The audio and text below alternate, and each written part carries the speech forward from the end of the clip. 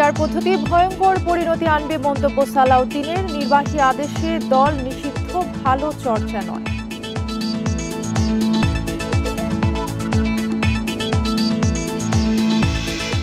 ফরিদপুরে সীমানা ইস্যুতে আন্দোলন শনিবার পর্যন্ত স্থগিত, হাইকোর্টের রুল। বাগেরহাটে অবস্থান কর্মসূচি।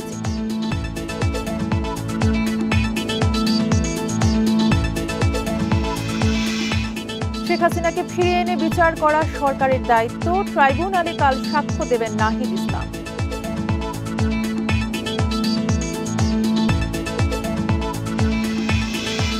আন্তর্জাতিক দর যাচাই করে কেনা হচ্ছে এলএনজি। পিটার হাসের বিবেচনায় নয়, মন্তব্য অর্থ উপদেষ্টার।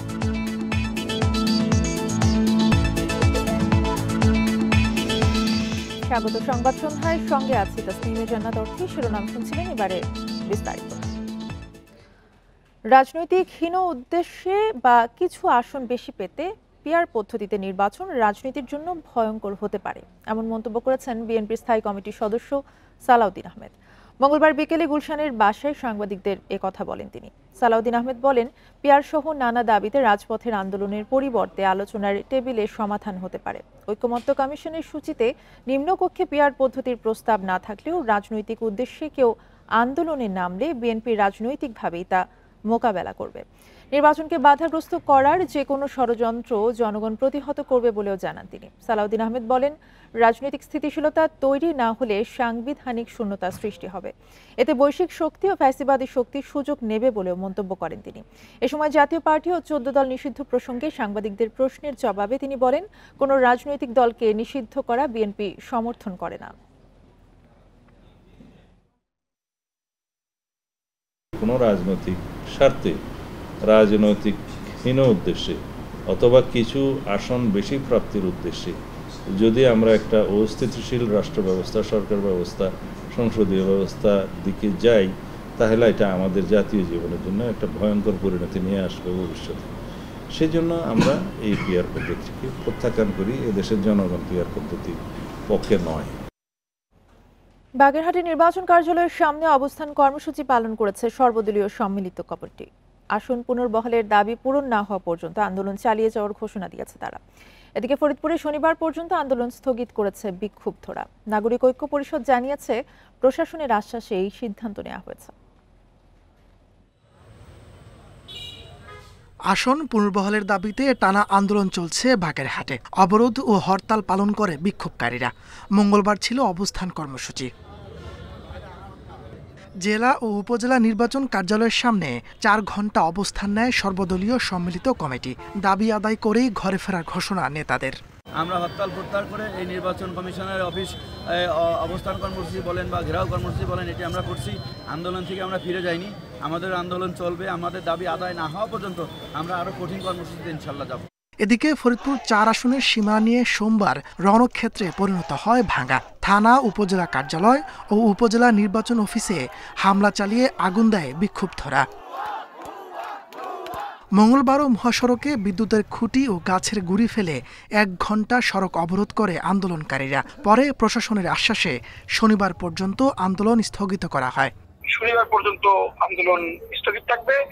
পরে যদি আমাদের এই যৌক্তিক দাবি না মানা হয়, তাহলে আমরা আবার লাগাতার অবরোধ আন্দোলনে ঘোষণা দেবো। জেলা প্রশাসক মহোদয় ইদানিং ভিডিও বার্তা পেয়েছি নানান সংবাদ মাধ্যমের মাধ্যমে। আমরা মনে করি যে আমাদের যৌক্তিক দাবিটা হবে। এছাড়া ফরিদপুর 4 ও ফরিদপুর 2 আসনের সীমানা পুনর্নির্ধারণ কেন অবৈধ ঘোষণা করা হবে না তা জানতে রুল দিয়েছে হাইকোর্ট। 10 দিনের মধ্যে জবাব দিতে হবে ইসিকে। তাপস সরকার, ইন্ডিপেন্ডেন্ট নিউজ। মানবতাবিরোধী অপরাধের বিচার অব্যাহত রাখার ঘোষণা, দলগুলোর নির্বাচনী ইশতেহারে উল্লেখ চান নাহিদ ইসলাম। শেখ হাসিনার বিরুদ্ধে সাক্ষ্য দিতে ট্রাইব্যুনালে গিয়ে গণমাধ্যমে একথা বলেন এনসিপির আহ্বায়ক। তার আশা, যে দলই ক্ষমতায় আসুক বিচার বন্ধ হবে না। এদিকে দ্বিতীয় দিনের সাক্ষ্য শেষে সাংবাদিক মাহমুদুর রহমান বলেন, এমন ব্যবস্থা করতে হবে যেন ফ্যাসিবাদ আর না ফেরে। জুলাই গণ অভ্যুত্থানে মানবতাবিরোধী অপরাধের মামলায় শেখ হাসিনা সহ 3 জনের বিরুদ্ধে মঙ্গলবারও সাক্ষ্য দেন আমার দেশ পত্রিকার সম্পাদক মাহমুদুর রহমান। জেরা শেষে মাহমুদুর রহমান বলেন, নির্বাচন কমিশন, পুলিশ, প্রশাসন সবার সহযোগিতায় ফ্যাসিস্ট হয়ে ওঠেন হাসিনা। মেধাবী ও যোগ্যদের বাদ দিয়ে সরকারি নিয়োগে সরাসরি হস্তক্ষেপ করতেন তিনি। আইন শৃঙ্খলা বাহিনীর প্রধানগণ এবং গোয়েন্দারা, সরকারের বিভিন্ন গোয়েন্দারা উপস্থিত থাকতেন এবং তারা প্রতিদিন সিদ্ধান্ত নিতেন যে পরের দিন কিভাবে গণহত্যা চালানো হবে। তো সেই বর্ণনা আমি দিয়েছি। আর সর্বোপরি শেখ হাসিনা নিজে বলেছিলেন যে যারা আন্দোলনের নেতৃত্ব দিচ্ছে তাদেরকে হত্যা করো এবং তাদের লাশ গুম করো। একটা কমন স্ট্রাকচার ফলো করে এটা হয়েছিল, পুরোটাই ছিল সুসংগঠিত। এই সমস্ত জিনিস তিনি সাক্ষ্য হিসাবে আদালতে উপস্থাপন করেছেন এবং আমরা মনে করি যে তার এই সাক্ষ্য শেখ হাসিনার অপরাধ প্রমাণের জন্য বা আসামিদের অপরাধ প্রমাণের জন্য একটা গুরুত্বপূর্ণ দলিল হয়ে থাকবে, ঐতিহাসিক সাক্ষী তিনি দিয়েছেন। আর বাকিটা তো আদালত পর্যালোচনা করে সেই ব্যাপারে তাদের অভিমত জানাবেন। একই দিন দুপুরে ট্রাইব্যুনালে আসেন এনসিপির আহ্বায়ক নাহিদ ইসলাম। শেখ হাসিনা দোষী হলে তাকে ভারত থেকে ফিরিয়ে আনার দাবি জানান নাহিদ। বলেন, হাসিনাকে ফিরিয়ে আনা বর্তমান সরকারের নৈতিক দায়িত্ব। শেখ হাসিনাকে ফিরিয়ে আনার বিষয়ে আমরা বরাবরই বলেছি, প্রথম থেকে বলছি, এখনও বলছি, সরকারের এটি কূটনৈতিক এবং রাজনৈতিকভাবেই সরকার এবং আন্তর্জাতিক জনমত তৈরি করে সরকারকে এই দিকে এগোতে হবে। এই সরকার এবং যে কোনো সরকারের জন্য এটা একটা নৈতিক এবং আইনি দায়িত্ব থাকবে। নাহিদ ইসলামের আশা, নির্বাচিত সরকারও জুলাই গণহত্যাসহ সব মানবতাবিরোধী অপরাধের বিচার কাজ চালু রাখবে। মাহমুদুর রহমানকে জেরায় দেরি হওয়ায় এদিন সাক্ষ্য দিতে পারেননি নাহিদ। বুধবার ফের ট্রাইব্যুনালে যাবেন নাহিদ ইসলাম। Buddhadeb Kundu, independent news, Dhaka. যুক্তরাষ্ট্র থেকে আমদানি বাড়িয়ে নতুন আরোপিত শুল্ক কমানোর উপর জোর দেওয়া হচ্ছে। এতে খরচ বাড়লেও ভোক্তাদের উপর প্রভাব পড়বে না বলে মন্তব্য করেছেন অর্থ উপদেষ্টা ডক্টর সালেউদ্দিন আহমেদ। বলেন, সাবেক মার্কিন রাষ্ট্রদূত পিটার হাসের বিবেচনায় নয়, আন্তর্জাতিক দর যাচাই করেই এলএনজি কেনা হচ্ছে। মঙ্গলবার সচিবালয়ে এক বৈঠক শেষে এসব কথা বলেন অর্থ উপদেষ্টা। নানা দেন দরবারের পর বাংলাদেশের জন্য 20 ভাগ পাল্টা শুল্ক নির্ধারণ করে যুক্তরাষ্ট্র। দেশটির সাথে বাণিজ্য ঘাটতি কমাতে বাংলাদেশের পক্ষ থেকে নানা উদ্যোগ নিচ্ছে সরকার। সচিবালয়ে ক্রয় সংক্রান্ত উপদেষ্টা পরিষদ কমিটির বৈঠক শেষে এ নিয়ে কথা বলেন অর্থ উপদেষ্টা। জানান, যুক্তরাষ্ট্র থেকে গম সহ অন্যান্য পণ্য আমদানিতে খরচ কিছুটা বাড়লেও সাধারণ মানুষের উপর তার প্রভাব পড়বে না। সার্বিক মূল্যস্ফীতি মোটামুটি স্থিতিশীল বলেও জানান অর্থ উপদেষ্টা। গম ব্যাপারে বলেছি, আমাদের বলে একটু বেশি হবে কিন্তু কোয়ালিটিটা একটু বেটার, প্লাস আর একটু সার্বিক হিসেবে যদি আমরা দেখি যে ওদের ট্যারিফটা তো আমরা অ্যাভয়েড করতে, ডিফিসিটটা আমাদের কিছুটা দেশে লাগবে না ভোক্তাদের উপর। আমরা তো এমনিই তো সমস্ত কিছু। যুক্তরাষ্ট্রের সাবেক রাষ্ট্রদূত পিটার হাসের বিষয়ে বিবেচনায় নিয়ে এলএনজি কেনা হচ্ছে কিনা এমন প্রশ্নের জবাবে অর্থ উপদেষ্টা বলেন, আন্তর্জাতিক বাজার যাচাই করছে সরকার। বৈঠকে জ্বালানি সরবরাহ নিশ্চিত করতে সিঙ্গাপুর থেকে আরও এক কার্গো এলএনজি আমদানি করার সিদ্ধান্ত হয়েছে বলে জানান উপদেষ্টা। ব্যয় হবে 499 কোটি টাকা। এখানে আমরা তো সব ইন্টারন্যাশনাল প্রাইসগুলো কম্পেয়ার করে দেখি, সেটা এই আমেরিকা হোক, চায়না হোক বা সৌদি আরবিয়া হোক, কাতার অবশ্য এখন বন্ধ চুপচাপ, অন্যগুলো আমরা করছি, কম্পেয়ার করে করছি, এত সহজ না। আমেরিকা হলে আমরা দিয়ে দেবো, পিটার হাসকে আমরা জানি। এ সময় সার আমদানির ক্ষেত্রে দুর্নীতির অভিযোগ খতিয়ে দেখা হবে বলে জানান অর্থ উপদেষ্টা। Hasif Mahmud Shah, independent news, Dhaka. কোনো ধর্মকে আলাদা করে দেখার সুযোগ নেই বলে মন্তব্য করেছেন প্রধান উপদেষ্টা অধ্যাপক মোহাম্মদ ইউনূস। তিনি বলেন, ভিন্ন মত ও ধর্মের কারণে নতুন বাংলাদেশে বৈষম্য হবে না। সকালে ঢাকেশ্বরী মন্দির পরিদর্শনের পর তিনি একথা বলেন। প্রধান উপদেষ্টা আরও বলেন, পুরো জাতি একটা পরিবার, এর মধ্যে মত পার্থক্য থাকবে কিন্তু সম্পর্কের বন্ধন কেউ ভাঙতে পারবে না।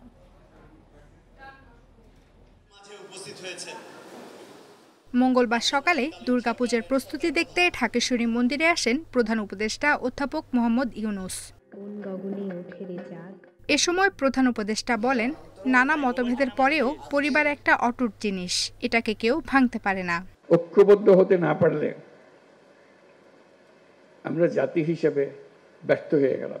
ধর্ম ও মতের পার্থক্য থাকলেও নাগরিকদের মধ্যে বৈষম্য করতে পারে না রাষ্ট্র। তিনি আরো বলেন, সবার সমান মর্যাদা নিশ্চিতের দায়িত্ব রাষ্ট্রের। সংবিধানে দেওয়া সমস্ত নাগরিক অধিকার নিশ্চিত করতে হবে। এইসব অধিকার থেকে এখন আমি বঞ্চিত, এগুলো আমাকে দিতে হবে। তখন আপনি সঙ্গী সাথী সবাইকে পাবেন, যে সবাইকে সব নাগরিক অধিকার নিশ্চিত করা, সেটা যেন আমরা করতে পারি। অধিকার প্রশ্নে সবাইকে সোচ্চার হওয়ার আহ্বান প্রধান উপদেষ্টার। সারা দেশের মানুষ একসঙ্গে থাকবে, কারণ সবারই একই সমস্যা,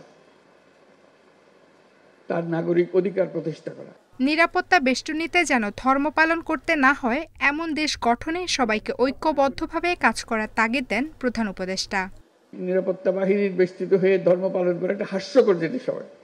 এটা কি কথা হলো? এটা কোন ধরনের দেশ বানালাম আমরা? এরকম দেশ বানানোর জন্য এত রক্তপাত, এত কিছু হলো, আমরা সেটা চাই না। দুর্গাপূজা ঐক্য ও সংহতির বার্তা দেয় মন্তব্য করে অধ্যাপক মোহাম্মদ ইউনুস বলেন, ২৪-এর গণ অভ্যুত্থানের পর নাগরিকদের মধ্যে আর কোনো বৈষম্যের সুযোগ নেই। আফসানা আফরোজ জুই, ইন্ডিপেন্ডেন্ট নিউজ, ঢাকা। একীভূত হতে যাওয়া ৫ ব্যাংকে প্রশাসক নিয়োগের সিদ্ধান্ত নিয়েছে বাংলাদেশ ব্যাংক। মঙ্গলবার বিকেলে বাংলাদেশ ব্যাংকের পরিচালনা পর্ষদের সাথে সভায় এই সিদ্ধান্ত নেওয়া হয়। জানানো হয়, ফার্স্ট সিকিউরিটি ইসলামী ব্যাংক, সোশ্যাল ইসলামী, গ্লোবাল ইসলামী ইউনিয়ন এবং এক্সিম ব্যাংককে একীভূত করে গঠন করা হবে একটি নতুন ব্যাংক।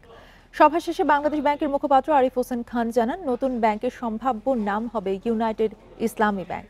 একীভূত হতে যাওয়া ব্যাংকগুলোর বর্তমান বোর্ড থাকবে, সম্পূর্ণ একীভূত হয়ে গেলে বোর্ডের বিলুপ্তি ঘটবে। কেন্দ্রীয় ব্যাংক থেকে সর্বোচ্চ ৫ সদস্যের একটি করে টিম কাজ করবে সেসব ব্যাংকে। এছাড়া ব্যাংক রেজুলেশন অর্ডিন্যান্স এবং বাংলাদেশ ব্যাংক অর্ডার নিয়ে আলোচনা হয়েছে বোর্ড সভায়। খেলাপি ঋণ আদায় ব্যাংকগুলোর সাথে আলোচনা হয়েছে বলেও জানান বাংলাদেশ ব্যাংকের মুখপাত্র। বাংলাদেশ ব্যাংক থেকে একটা অ্যাডমিনিস্ট্রেটিভ টিম প্রতিটা ব্যাংকে থাকবে, এরা কেউ রিপ্লেস করবে না। তার মানে এরকম না যে যেদিন বাংলাদেশ ব্যাংকের টিম গেল সেদিন থেকে এমডিরা থাকবে না, এরকম ভাবার কোনো কারণ নেই। বাংলাদেশ ব্যাংকের প্রশাসক টিম প্লাস তারা সবসময় কোঅর্ডিনেট করবে হেড অফিস যে সেন্ট্রাল যে টিম আছে আমাদের তার সাথে। তখন এক্সিস্টিং যে বোর্ডগুলো আছে, বোর্ডগুলো আস্তে আস্তে তাদের নিষ্ক্রিয় হয়ে যাবে। পদ্মা সেতুতে চালু হয়েছে আধুনিক nonstop electronic toll collection etc system. এর মাধ্যমে নির্ধারিত লেনে গাড়ি না থামিয়েই স্বয়ংক্রিয়ভাবে টোল পরিশোধ করে সেতু পার হওয়া যাচ্ছে। তবে পদ্ধতি জানা না থাকায় প্রথম দিনে খুব বেশি চালক এই সুবিধা নেননি। ইপিসি পদ্ধতি পূর্ণাঙ্গ চালু হলে সার্বিক টোল ব্যবস্থাপনার চিত্র বদলে যাবে বলছে সেতু কর্তৃপক্ষ। পদ্মা সেতুতে যুক্ত হলো অত্যাধুনিক প্রযুক্তি। উন্নত বিশ্বের মতোই গাড়ি না থামিয়ে টোল দেওয়ার পদ্ধতি ইলেকট্রনিক টোল কালেকশন ইটিসি চালু হয়েছে সেতুতে। এতে সময় সাশ্রয়ের পাশাপাশি যানজট কমবে বলছে কর্তৃপক্ষ। সেতুর মাওয়া ও জাজিরা প্রান্তে বসেছে মোট 4টি ইলেকট্রনিক টোল বুথ, আর বাকি 11টি বুথ চলছে আগের ম্যানুয়াল পদ্ধতিতে। সোমবার দুপুরে চালু হওয়া ইটিসি পদ্ধতি নিয়ে এখনও সেভাবে প্রচার হয়নি। ধারণা না থাকায় এখনও এটির ব্যবহার শুরু হয়নি বলছেন চালকরা। সময় খুব কম লাগবে, চলে যেতে পারবে, কোনো ঝামেলা নাই, দাঁড়ানোর কোনো ঝামেলা নাই, জ্যামজট লাগবে না। ইলেকট্রিক সিস্টেম চালু হলে ভালো হবে, আমাদের দায়িত্ব হবে না আমরা টাকা ইলেকট্রিক সিস্টেমে দিয়ে দিব। এখানে একটা টিম রেডি করে দেওয়া উচিত, যারা আর কি সব গাড়িওয়ালাকে ইনফর্ম করবে যে আসলে এরকম একটা ব্যবস্থা চালু হয়েছে, এটা সবার আসলে জানা উচিত বা নেওয়া উচিত। সোমবার প্রথম দিনে 4টি যানবাহন ইটিসি পদ্ধতিতে নিবন্ধন করে জানিয়েছে কর্তৃপক্ষ। পুরোদমে ইটিসি লেন ব্যবহার শুরু হলে নন স্টপ টোল সুবিধা পাবেন চালকরা। একটা অ্যাপের মাধ্যমে স্টার্ট করছি। এটা বেসিক্যালি এই অ্যাপটা যুক্ত হচ্ছে A2 এর সাথে, A2 এর অ্যাপের সাথে, আর তার সাথে আমরা আরও বিভিন্ন ব্যাংক, বিভিন্ন ফাইন্যান্সিয়াল ইনস্টিটিউটের সাথেও কথা বলছি। আস্তে আস্তে আশা করতেছি 1 মাস বা আগামী মাসখানেকের ভিতরে আরও অনেকগুলো ফাইন্যান্সিয়াল ইনস্টিটিউট অ্যাপের সাথে যুক্ত হবে। 2022 সালে উদ্বোধনের পর পদ্মা সেতু দিয়ে দৈনিক গড়ে 18,000 যানবাহন চলাচল করে। ইটিসি পদ্ধতিতে সময় বাঁচার কারণে গণপরিবহনের চালকরা এটি ব্যবহারে দ্রুতই আগ্রহী হবেন বলছে কর্তৃপক্ষ। Independent news. ওজোন স্তরের ক্ষতি কমাতে উন্নত দেশগুলো আর্থিক সহায়তা দিলেও জলবায়ু ভারসাম্য রক্ষায় তেমন সাড়া পাওয়া যায় না, এমন মন্তব্য করেছেন পরিবেশ উপদেষ্টা সৈয়দা রিজওয়ানা হাসান। সকালে পরিবেশ অধিদপ্তরের অনুষ্ঠানে তিনি উন্নত বিশ্বের দ্বৈত মানসিকতা এবং অবস্থানের চিত্র তুলে ধরেন। পৃথিবীর প্রাণভ্রমরা সূর্যের আলো, কিন্তু সেই আলোতেই লুকিয়ে মারাত্মক ক্ষতিকর অতিবেগুনি রশ্মি। পৃথিবীর রক্ষা কবচ বায়ুমণ্ডলের ওজোন স্তর না থাকলে হুমকির মুখে পড়ত প্রাণ প্রকৃতি। বিশ্ব ওজোন দিবস 2025 পৃথিবীর এই অমূল্য ঢাল রক্ষায় সচেতন করার দিন। এ নিয়ে রাজধানীর পরিবেশ অধিদপ্তরে অনুষ্ঠিত হয় আলোচনা সভা। বিশেষজ্ঞরা বলেন, ওজোন স্তরের ক্ষতি কমাতে আন্তর্জাতিক সহযোগিতা যেমন দরকার, তেমনি ব্যক্তিগত উদ্যোগও অপরিহার্য। সচেতনতা তৈরি ও উদ্যমী হওয়ার আহ্বান জানান পরিবেশ উপদেষ্টা। ওজোন স্তর রক্ষা ও জলবায়ু ঝুঁকি মোকাবেলায় উন্নত দেশগুলোর দ্বৈত মানসিকতা ও অবস্থান তুলে ধরেন তিনি। উন্নত বিশ্ব দেখলো যে এইটা যদি আমরা এফেক্টিভলি এনফোর্স করতে না পারি, কার্যকরভাবে প্রয়োগ করতে না পারি, তাদের নাগরিকেরা অতিবেগুনি রশ্মির ঝুঁকির মধ্যে থাকবে। এই জন্য এখানে নিয়মিত তারা অর্থ সহায়তা দেয়, নিয়মিত তারা প্রযুক্তি সহায়তা দেয়।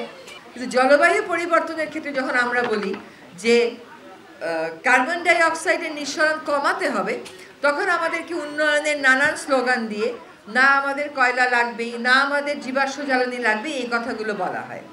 শুধু সরকারের সমালোচনা নয়, সমাজ ও দেশের কল্যাণে প্রত্যেকের মানসিকতার পরিবর্তন জরুরি বলেও মন্তব্য করেন সৈয়দা রিজওয়ানা হাসান। আমরা যতটা আগ্রহ নিয়ে সমালোচনা করি, ততটা আগ্রহ নিয়ে ব্যক্তিগত আচরণটাও বদলাই, তাহলে সমাজটা দ্রুত বদলাবে। সকলের ভূমিকাটা আমরা পালন করব, নেতিবাচকতা থেকে সরে আসব। একটা জাতি গঠনের ভিত্তি কখনো সন্দেহ আর নেতিবাচকতা হতে পারে না। জীবন বাঁচানোর জন্য ওজোন স্তর রক্ষার বিকল্প নেই বলে মনে করেন পরিবেশ উপদেষ্টা। শাহাদাত স্বপন, ইন্ডিপেন্ডেন্ট নিউজ, ঢাকা। জাতিসংঘের 81তম অধিবেশনের সভাপতিত্বের জন্য বাংলাদেশের প্রার্থিতার সিদ্ধান্ত বহাল আছে বলে জানিয়েছেন পররাষ্ট্র উপদেষ্টা তৌহিদ হোসেন। কাতারের জরুরি সম্মেলনে অংশ নেওয়ার পর দেশে ফিরে তিনি কথা জানান। পররাষ্ট্র উপদেষ্টা বলেন, অধিবেশনের সভাপতিত্বের জন্য ফিলিস্তিনের সঙ্গে লড়বে বাংলাদেশ। ফিলিস্তিন এই নির্বাচনে অংশ নেওয়ার ঘোষণা অনেক পরে দিয়েছে, তবে কেউ কারো মুখোমুখি নয় বলেও মন্তব্য করেন তিনি। এ সময় গত রোববার কাতারে মন্ত্রী পর্যায়ের বৈঠকে ইসরায়েলি হামলার নিন্দা জানিয়ে উপদেষ্টা বলেন, কাতারে বেআইনিভাবে হামলা চালিয়েছিল দেশটি। আলোচকদের মেরে ফেলার চেষ্টা অদ্ভুত। সম্মেলনে ইসরায়েলের আক্রমণের নিন্দা করে এবং কাতারের প্রতি সমর্থনই ছিল মূল বিষয়। ফিলিস্তিন বাংলাদেশের মুখোমুখি, কারণ আমরা অনেক আগে এটার ক্যান্ডিডেট দিয়েছি এবং আমাদের প্রতিযোগিতা ছিল আসলে আমাদের মধ্যে এবং সাইপ্রাসের মধ্যে। অনেক পরে ফিলিস্তিন এটাতে যোগ দিয়েছে এবং আমাদের সাথে কোনো যোগাযোগও করেনি এ ব্যাপারে, যেটা নর্মালি করা স্বাভাবিক ছিল। রাজুকের সাবেক chairman major general Siddiqur Rahman সরকারের বিরুদ্ধে প্রায় ৩৬ কোটি টাকার অবৈধ সম্পদ অর্জন এবং ১৭৭ কোটি টাকার সন্দেহজনক লেনদেনের অভিযোগে মামলা করেছে দুর্নীতি দমন কমিশন দুদক। দুদকের উপপরিচালক আক্তারুল ইসলাম গণমাধ্যমকে এই তথ্য জানান। একই সঙ্গে দক্ষিণ সিটি কর্পোরেশনের বিলবোর্ড কেলেঙ্কারিতে ২৫ কোটি টাকার রাজস্ব ফাঁকি অভিযোগে ডিএসসিসির সাবেক প্রধান নির্বাহী কর্মকর্তা খান মোহাম্মদ বেলাল সহ ৬ জনের বিরুদ্ধে মামলা করা হয়েছে। পাশাপাশি নর্দার্ন ইউনিভার্সিটির ট্রাস্টি বোর্ডের ১৯ কোটি টাকা আত্মসাতের ঘটনায় দুদকের মামলার আসামি হয়েছে ট্রাস্টি বোর্ডের চেয়ারম্যান আবু ইউসুফ মোহাম্মদ আবদুল্লাহ সহ ট্রাস্টি বোর্ডের ৭ জন।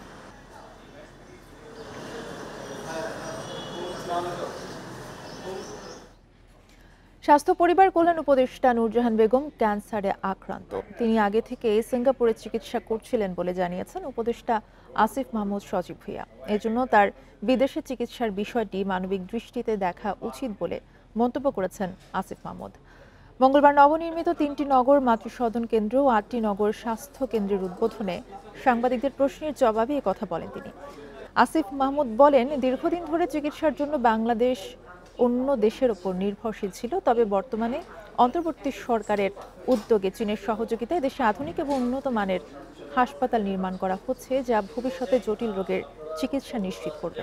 এ সময় তিনি আরও বলেন, স্বাস্থ্য উপদেষ্টা ক্যান্সারে আক্রান্ত হওয়ায় অনেকেই বিষয়টি নিয়ে প্রশ্ন তুলছেন, কিন্তু তিনি উপদেষ্টা হওয়ার আগে থেকে সিঙ্গাপুরে চিকিৎসা নিচ্ছিলেন। আমি যতদূর জানি নূরজাহান আপার যে তিনি ক্যান্সারে আক্রান্ত এবং ওনার যেই চিকিৎসাটা এটা আজকে সিঙ্গাপুরে হচ্ছে এমন না, এটা অনেক দিন আগে থেকেই উনি সিঙ্গাপুরে নিয়ে আসছেন। তো কন্টিনিউয়েশনটা তো আপনি যদি ক্যান্সার আক্রান্ত হন, আপনি উপদেষ্টা হওয়ার পরে আবার চিকিৎসার জায়গাটা হসপিটালটা চেঞ্জ করতে পারবেন না। তো আমার মনে হয় এটা একটা মানবিক বিষয়, এটা মানবিক জায়গা থেকেই দেখা উচিত। স্ত্রীর পরকীয়ার জেরে খুন হন কুমিল্লার লালমাই এলাকার দুলাল হোসেন। এই ঘটনায় কুমিল্লায় 7 জনকে গ্রেফতার করেছে র্যাব 11। এছাড়া মুন্সিগঞ্জের গজারিয়ায় পুলিশ ক্যাম্পে সশস্ত্র হামলার ঘটনায় জড়িত শীর্ষ নৌ ডাকাত আবুল কালামকে অস্ত্রসহ গ্রেফতার করা হয়েছে। সকালে কারওয়ান বাজারের র্যাব কার্যালয়ের সংবাদ সম্মেলনে একথা জানান র্যাব 11 এর অধিনায়ক lieutenant colonel HM Sajjad Hossain.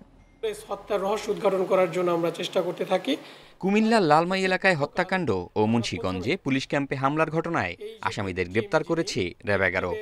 এ নিয়ে সংবাদ সম্মেলনে ঘটনা দুটির বিস্তারিত তুলে ধরা হয়। ফাতেমা, যার সাথে ডিভোর্স হয়ে যায় বিগত 2-3 মাস পূর্বে। মঙ্গলবার সকালে কারওয়ান বাজারের র্যাব কার্যালয়ের সংবাদ সম্মেলনে র্যাব 11-র অধিনায়ক জানান, গত 10 সেপ্টেম্বর কুমিল্লার লালমাই উপজেলায় রেল লাইনের পাশে যুবকের মরদেহ উদ্ধারের ঘটনায় চাঞ্চল্যের সৃষ্টি হয়। ঘটনা তদন্তে নেমে র্যাব জানতে পারে স্ত্রীর পরকীয়ার জেরেই খুন হন দুলাল হোসেন।